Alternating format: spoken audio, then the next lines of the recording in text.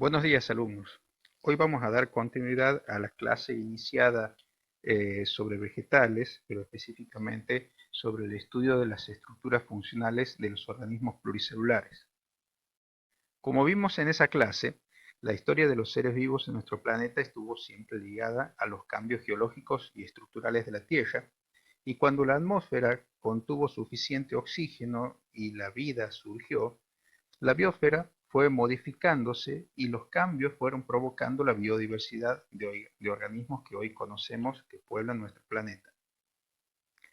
La existencia de esta biosfera cambiante fue fuertemente influyente sobre la historia de la vida de nuestro planeta en una múltiple variedad de eucariotas que al tiempo se asociaron formando colonias o evolucionaron también formando organismos multicelulares cuyos descendientes produjeron la variedad de algas, vegetales, hongos y animales que conocemos hoy en día.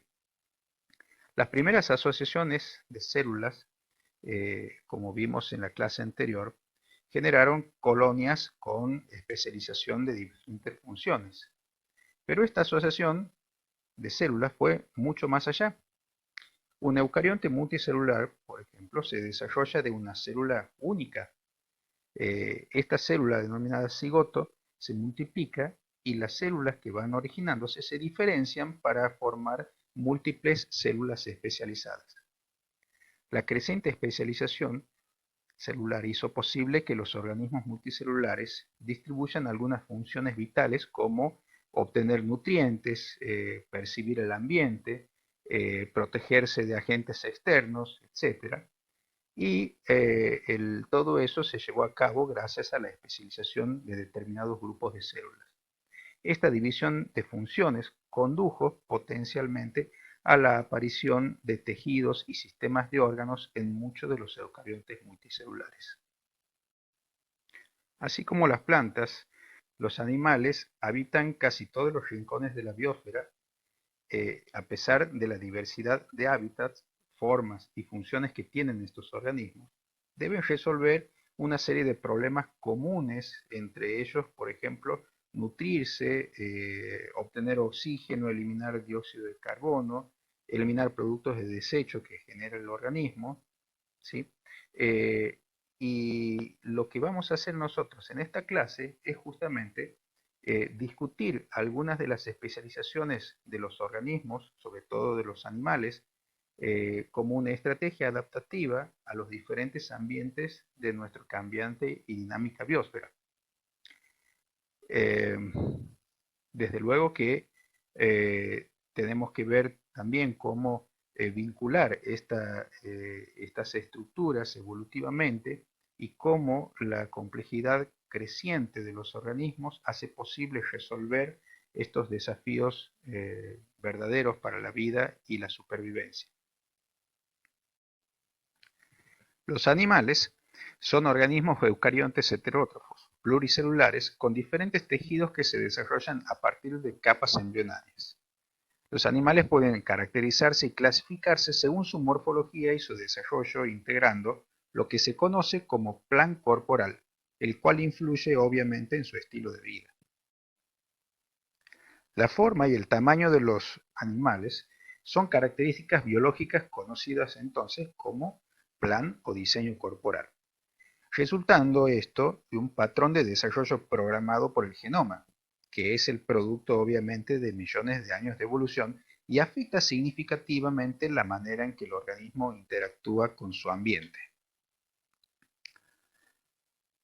Según el plan corporal, podemos clasificar a los animales como animales sin simetría, como por ejemplo esponjas, o animales con simetría. Basados en este plan de animales con simetría, podemos distinguir claramente aquellos que tienen simetría radial, tienen características sésiles, es decir, que viven sujetos a un sustrato, son planctónicos, es decir, que flotan o nadan lentamente, pueden enfrentar al medio ambiente por cualquier sector de su cuerpo, dado que su simetría así lo hace posible. Mientras que por otro lado, el otro grupo de animales que poseen simetría bilateral son animales capaces de desplazarse, es decir, tienen movilidad, por lo cuanto tienen más actividad y por ejemplo pueden ir en busca de sus alimentos, escapar de predadores. Además, poseen un sistema nervioso bastante desarrollado que le permite coordinar las actividades complejas como el desplazarse o, por ejemplo, buscar sus alimentos. Tienen órganos sensoriales que los comunican con el medio y están permanentemente sensando el medio. Por otro lado, la distribución de sus órganos es asimétrica. El plano diseño corporal también involucra la especialización de funciones en tejidos originados durante el desarrollo embrionario, es decir, los tejidos embrionarios, aquellos que son inicialmente desarrollados mientras el animal empieza a desarrollarse embriológicamente para constituirse en un animal adulto. Así podemos encontrar animales diblásticos, se los llama así a los que poseen dos tejidos embrionarios solamente diferenciados, como por ejemplo las medusas y los corales. Y tenemos los triblásticos, es decir, aquellos animales que durante su desarrollo embrionario manifiestan la presencia de tres tipos de tejidos claramente diferenciados, como por ejemplo los platelmintos, los artrópodos, los vertebrados. Nosotros somos triblásticos. Presentan una cavidad abdominal denominada celoma, que brinda además sostén mecánico e hidráulico a los órganos y un espacio para su creciente aumento de tamaño.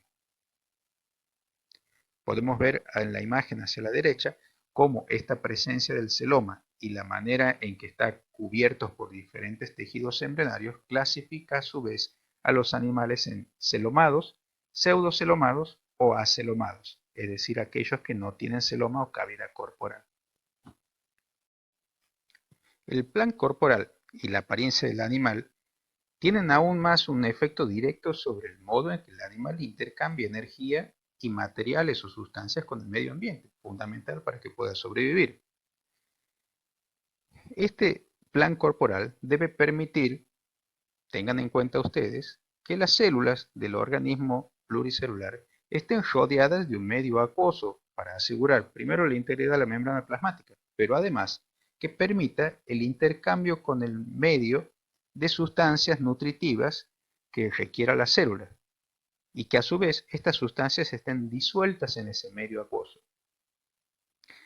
En los organismos pluricelulares simples, es decir, aquellos que solamente son una bicapa de células, todas las células están en contacto directo con el medio ambiente.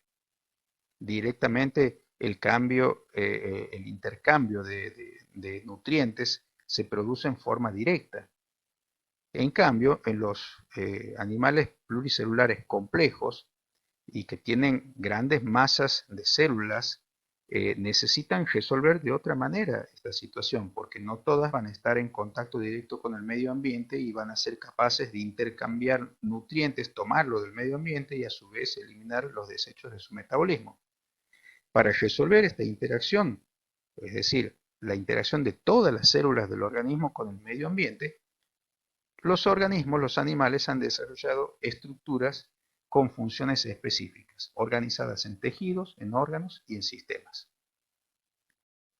Analicemos a continuación entonces cuáles son las principales estrategias que tienen los animales para resolver justamente todos los problemas de vida que enfrentan para poder sobrevivir.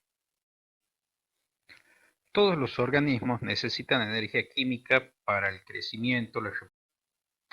Para sintetizar entonces, un animal típico, independientemente del hábitat en el cual viva y las estructuras desarrolladas para eso, necesitará intercambiar nutrientes y sustancias con el medio ambiente. Además, será necesario incorporar oxígeno y eliminar dióxido de carbono como desecho, es decir, intercambiar gases, así como también vehiculizar los nutrientes y los gases internalizados por todo el organismo para llevarlos a las células del organismo completo. Y por último, regular y controlar sus funciones para mantener en equilibrio el medio interno. Veamos entonces de qué manera los animales resuelven el intercambio de sustancias y nutrientes con el medio ambiente. Estudiemos entonces cuáles son las adaptaciones de los animales para incorporar nutrientes. Para poder incorporar sustancias necesarias para la célula, los animales necesitan previamente digerir a los alimentos, es decir, transformarlos en sustancias capaces de ser asimiladas por el organismo. Existen dos estrategias. Una es la digestión intracelular, en la cual la digestión de los alimentos endocitados hacia las células en forma directa es realizada por enzimas hidrolíticas en el interior de vacuolas celulares, mientras que la digestión extracelular ocurre en el exterior de las células, dentro de compartimientos que se continúan con el exterior del organismo. Un ejemplo típico de la digestión intracelular son los poríferos. Los poríferos, como las esponjas, presentan aberturas en su cuerpo que están comunicados con una cavidad central tapizada por células flageladas, conocidas con el nombre de cuanocitos. Estas células, gracias a sus flagelos, impulsan los líquidos hacia el ósculo, que es la apertura central que tienen comunicando la cavidad del organismo en la parte superior. El alimento en suspensión es incorporado a los coanocitos, también conocidos como fagocitos, y digeridos en su interior. Luego son transferidos a otras células conocidas como amebocitos que distribuyen los nutrientes al resto del cuerpo. Un caso intermedio entre la digestión intracelular y la extracelular ocurre con la digestión mixta, como en el caso del animal denominado hidra. Esta digestión se produce en compartimientos que se comunican con el exterior del organismo. Este animalito posee una cavidad denominada gastrovascular. Esta cavidad digestiva, con una sola abertura en la parte superior, tiene funciones de digestión y de distribución simultáneamente. La abertura única cumple funciones tanto de boca y de ano, es decir, que este sistema digestivo es incompleto. Las células de la cavidad segregan enzimas hacia la misma para digerir los alimentos que se encuentran en suspensión en esa cavidad, los cuales luego serán fagocitados por las células musculares nutritivas que tapizan esta cavidad para completar la digestión de manera intracelular.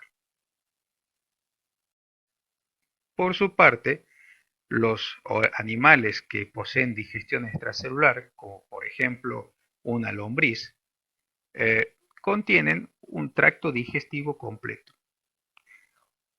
Un tubo digestivo se extiende entre dos orificios, la boca y el ano, en este caso al ser un tubo digestivo completo. Se encuentra en la mayoría de los animales, como bien mencionaba en los casos de los amélidos. ¿Qué ventaja tiene esto?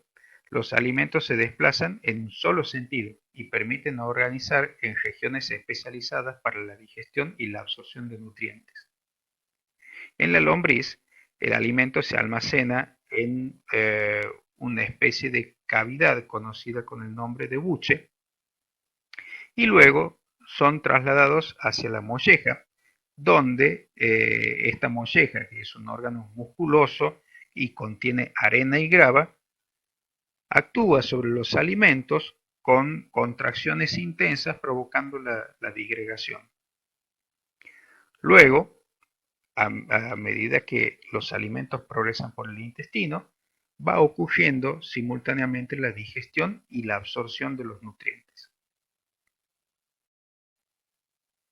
Así como la lombriz, existen animales que tienen estructuras especializadas, conocidas como un sistema digestivo completo, la cual le permite realizar una secuencia de procesos para obtener las moléculas y los nutrientes necesarios para la célula.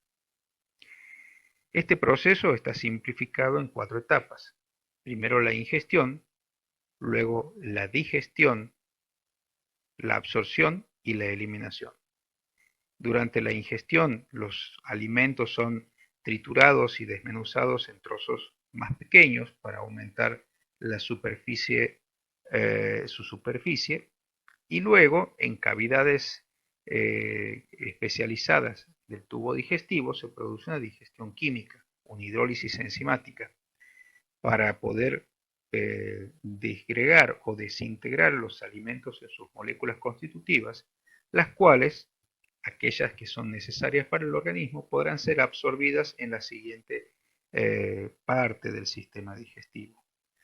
Finalmente, todos aquellos componentes de los alimentos que no son necesarios para el organismo van a ser eliminados hacia el medio ambiente. En los organismos pluricelulares, los sistemas de órganos representan el nivel de organización más elevado, en el cual se puede observar cómo la cooperación de diferentes tejidos y estructuras sirven para cumplir una función específica para la supervivencia del organismo. En los mamíferos, cada órgano del sistema digestivo, desde luego, tiene funciones especializadas para el procesamiento de alimentos, como ocurre también en la lombriz y en otros animales. En el hombre, que es el caso que nos toca más de cerca, podemos ver hacia la izquierda una síntesis de las estructuras que componen su sistema digestivo, con algunos órganos fundamentales para cumplir la función de extracción de nutrientes. Tal es el caso, por ejemplo, de las glándulas salivares, que secretan estas sustancias que humectan los alimentos, mientras en la boca las piezas dentales van triturando los alimentos. A su vez se van volcando enzimas que van a provocar la digestión parcial de estos alimentos a medida que se los mastica y se los desmenuza. O sea que la digestión empieza directamente en la boca. Una vez que esos alimentos son desmenuzados mecánicamente, pasan hacia otra cavidad, que es el estómago, en el cual se vuelcan diferentes sustancias hidrolíticas, enzimas hidrolíticas y ácidos capaces de provocar una digestión más profunda del alimento. Asociado al final del estómago se encuentra el hígado, capaz de producir algunas sustancias muy importantes para la emulsión y posterior digestión y absorción de las grasas y los lípidos. Y así podemos encontrar varios ejemplos en el sistema digestivo de funciones asumidas por diferentes órganos que hacen posible que los nutrientes ingresen al cuerpo y puedan llegar en las moléculas necesarias para cada célula.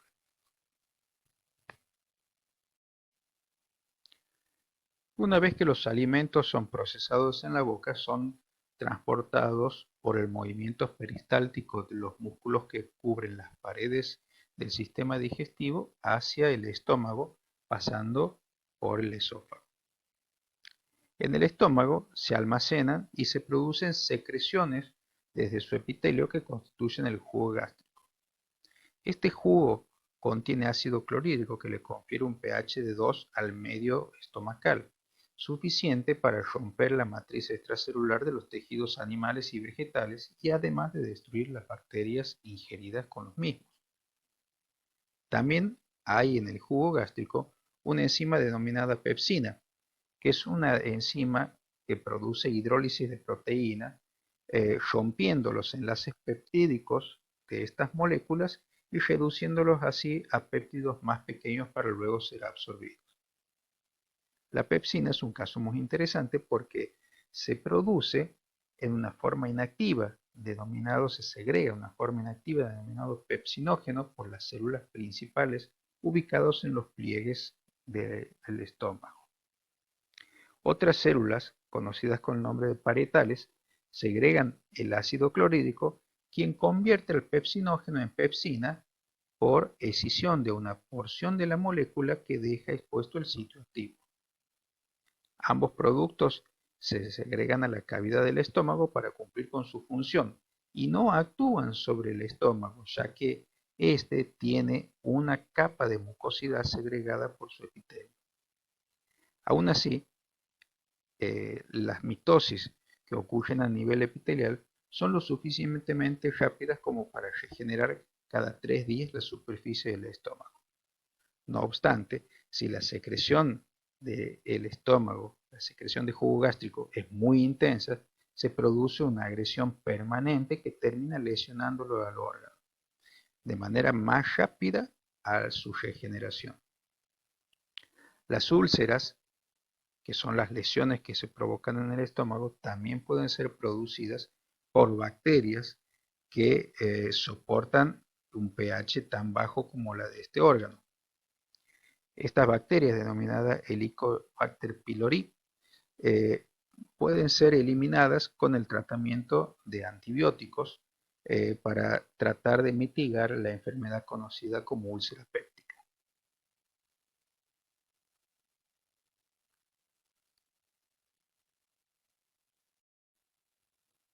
A continuación del estómago, el quimoácido, como se denomina al fluido rico en nutrientes que provienen del estómago, desemboca en el duodeno, donde se mezcla con los fluidos digestivos del páncreas, la vesícula biliar y el hígado.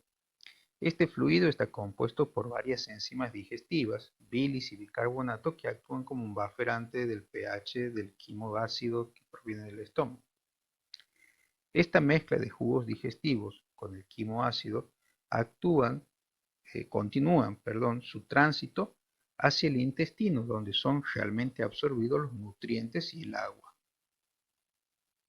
Así como hay bacterias capaces de provocar trastornos en el estómago, existen también otras bacterias asociadas al tubo digestivo que provocan beneficios generando realmente adaptaciones simbióticas entre los animales y las bacterias. Las costumbres y el comportamiento de los animales, así como sus hábitos alimenticios, definen además las adaptaciones del sistema digestivo para poder asimilar las moléculas necesarias para cada célula. Por ejemplo, en un vertebrado, en un mamífero carnívoro, el estómago es expandible y de gran tamaño y puede adaptarse a pasar periodos prolongados sin ingerir alimentos. Las piezas dentarias, además, están adaptadas para desgarrar los alimentos y matar a las presas. El intestino grueso es más corto que en los herbívoros y además el intestino delgado es muy extenso, adaptado para poder asimilar y absorber de manera más eficiente los nutrientes que necesita el organismo. En un herbívoro, por el contrario, tenemos digestivos más largos que brindan más tiempo de absorción de nutrientes. Poseen un sistema digestivo, bacterias y protistas simbióticos que posibilitan la digestión de la celulosa. Recordemos que no todos los organismos, no todos los vertebrados podemos digerir la celulosa, como es nuestro caso y en el caso de los carnívoros. El caballo y el koala albergan simbiontes en el ciego, mientras que el conejo los tiene en el intestino grueso, por ejemplo, que son adaptaciones características de cada uno de estos organismos. Los herbívoros se enfrentaron al desafío de absorber sus nutrientes de los vegetales, aún sin secretar en sus sistemas digestivos enzimas capaces de digerir la celulosa. Según el animal que se trate, albergan en las cavidades del sistema digestivo bacterias y protistas capaces de digerir la celulosa en azúcares simples y otros compuestos que el animal puede absorber con posterioridad. En ocasiones, los microorganismos también pueden tomar estos azúcares y junto con otros minerales producir nutrientes que son capaces de ser captados o absorbidos por el animal, como por ejemplo vitaminas y aminoácidos. Es el caso de termitas o también los mamíferos como las vacas o los ciervos o bien las ovejas, conocidos con el nombre común de rumiantes. En un rumiante, El estómago tiene 4 cámaras donde habitan bacterias que actúan sobre la celulosa. Esas 4 cámaras se conocen con el nombre de rumen, retículo, abomaso y omaso. En la vaca, por ejemplo, cuando mastica y deglute por primera vez el pasto, los bolos alimenticios se encuentran en el rumen o se dirigen hacia el rumen, sigan las flechas de color verde. Algunos bolos también entran en el retículo. Tanto en el rumen como en el retículo, los procariontes y los protistas simbióticos actúan sobre la comida rica en celulosa. Como derivados del metabolismo de estos microorganismos, se secretan ácidos grasos. La vaca regurgita y remastica el contenido rumial, proceso que se conoce obviamente como rumia. Se degrada aún más a medida que vuelve a masticar estas fibras y las vuelve cada vez más accesible a la acción de los microorganismos.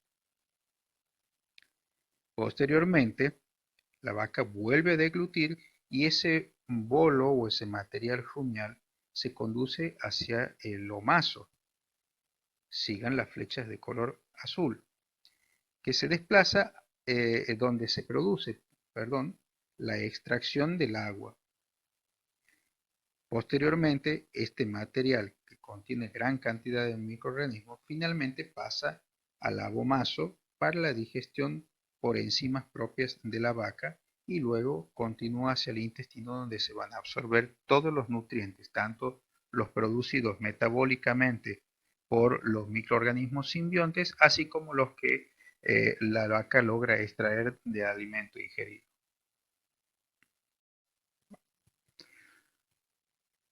Como vimos, las moléculas de nutrientes absorbidas son requeridas en definitiva por las células para sus funciones metabólicas, lo que genera además diferentes metabolitos o productos que necesitan ser desechados del organismo. En todos los casos, es imprescindible la presencia de agua para que ocurran las reacciones metabólicas tanto dentro como fuera de la célula. Todo esto supone un equilibrio interno del organismo en lo que respecta a los solutos y al agua, que debe mantenerse entre márgenes bastante estrechos, por cuanto los animales se enfrentan a estos problemas con dos procesos claves para mantener la homeostasis. Por un lado, la osmorregulación, que es el equilibrio de solutos y agua, y por otro lado, la excreción, que es la eliminación de desechos metabólicos. Dado que la mayor parte de estos desechos metabólicos están disueltos en agua, cuando son eliminados del cuerpo, pueden tener gran impacto en el equilibrio hídrico del organismo. Entre los desechos más importantes están los nitrogenados, productos de las proteínas y los ácidos nucleicos, que al ser hidrolizados liberan nitrógenos en forma de amoníaco. Esto es muy tóxico para el organismo. Este amoníaco es secretado directamente en algunas especies y en otras lo convierten en otros compuestos menos tóxicos, desde luego. El mantenimiento del balance hídrico u osmorregulación y las adaptaciones estructurales para evitar la pérdida de agua, como por ejemplo capa de cerosa de exoesqueleto en los insectos o las cápsulas queratinizadas de la piel en los vertebrados o conchas de los caracoles, son algunas de las estructuras desarrolladas a tal efecto por los animales.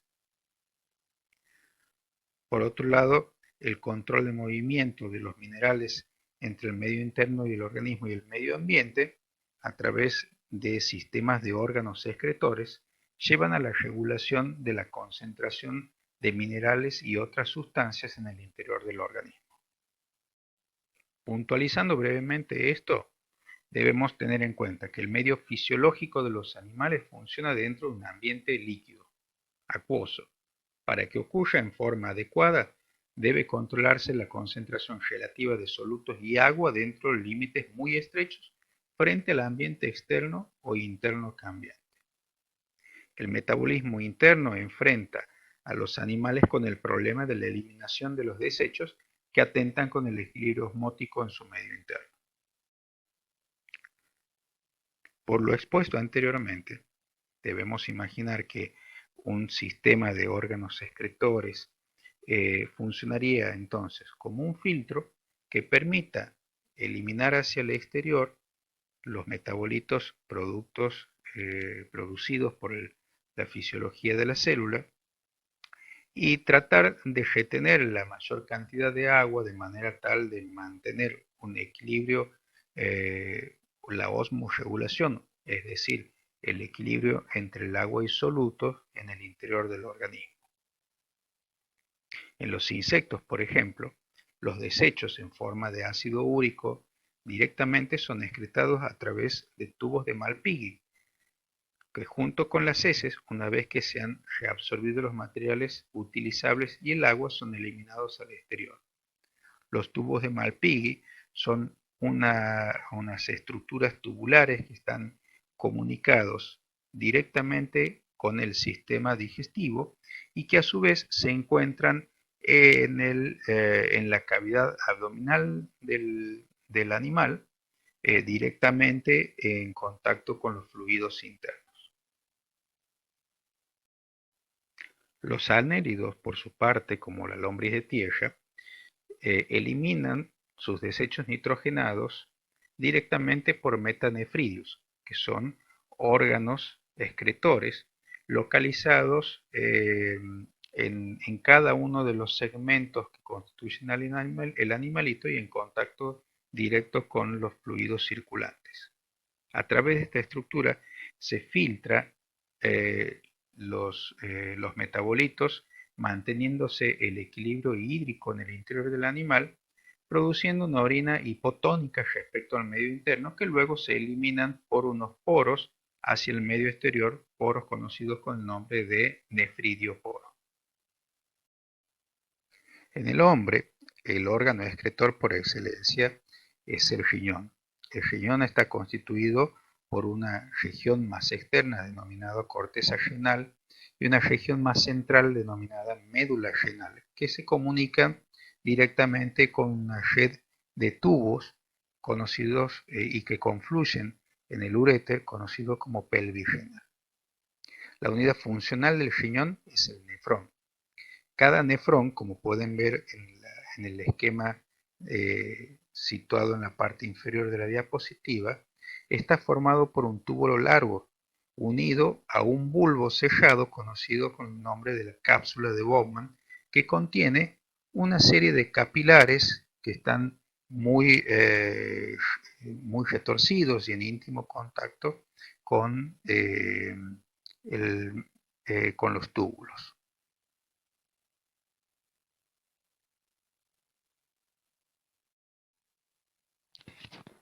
Analicemos entonces cómo sucede la filtración de la sangre en esta estructura especializada como es la nefrona.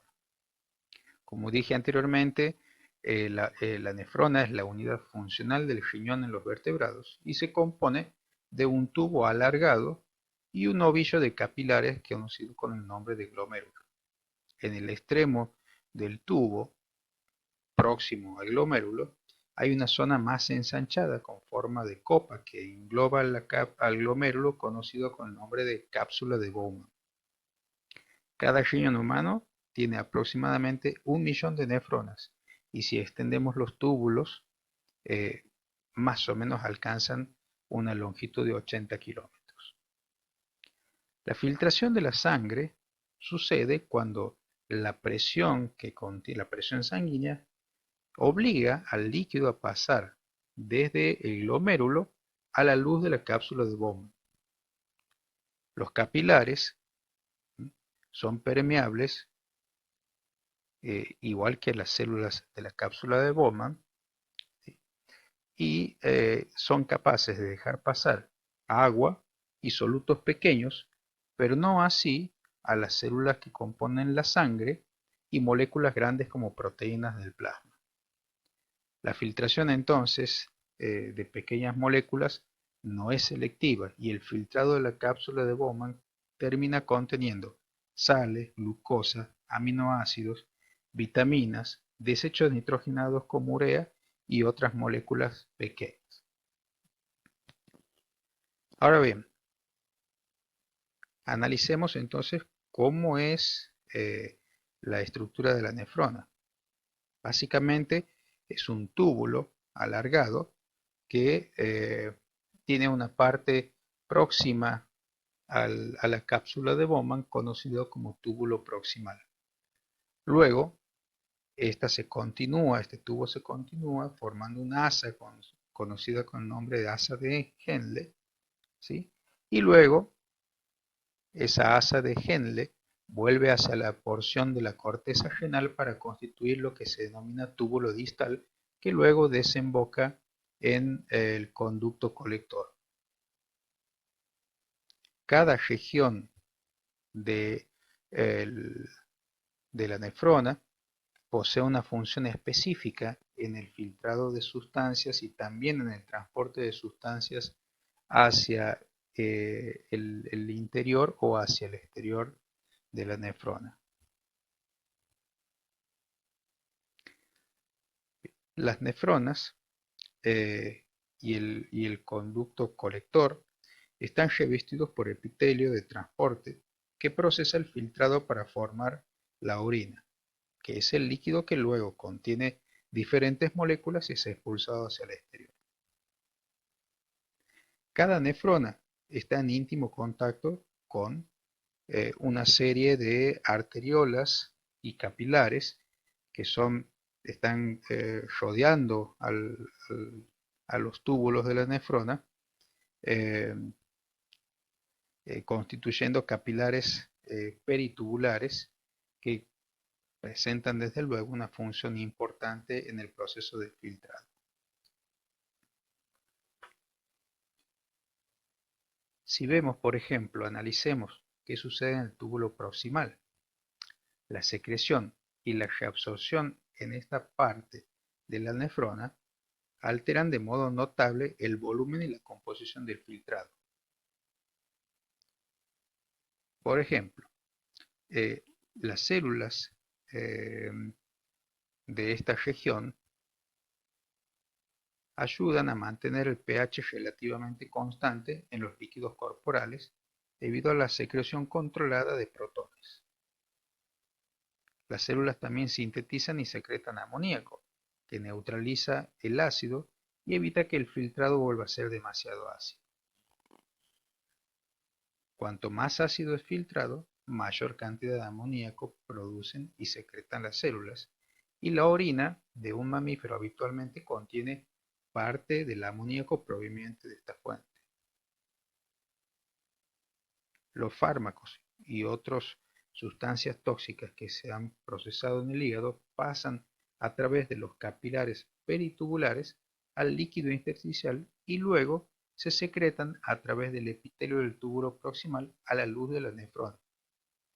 Por el contrario, los nutrientes valiosos, entre ellos por ejemplo la glucosa, los aminoácidos, el potasio, se transforman de forma activa o pasiva desde el filtrado del líquido intersticial y luego se trasladan a los capilares peritubulares.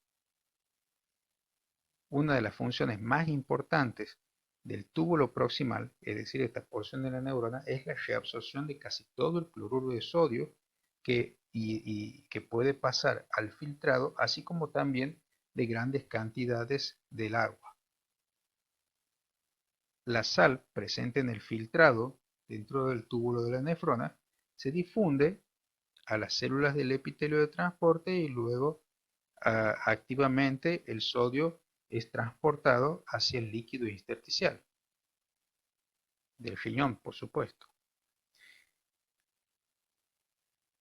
A medida que la sal se mueve desde el filtrado del líquido intersticial del túbulo, el agua hacia los tejidos, por supuesto del riñón, el agua acompaña por ósmosis y de esa manera se recuperan grandes cantidades de agua manteniendo el equilibrio hídrico del organismo.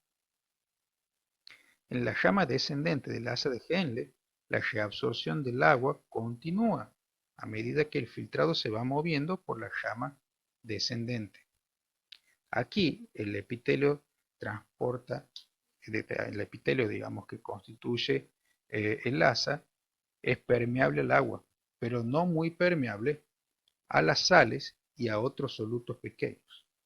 para que el agua pueda moverse hacia el exterior del túbulo por ósmosis, el líquido intersticial que rodea a la asa de Henle debe ser hiperosmótico, es decir, hipertónico con respecto al filtrado. Esto, por supuesto, traería como consecuencia que el agua del interior de los túbulos pueda pasar hacia los espacios intersticiales del tejido renal. En la rama ascendente de Henle, esta otra porción que continúa del túbulo de la nefrona, se continúa eh,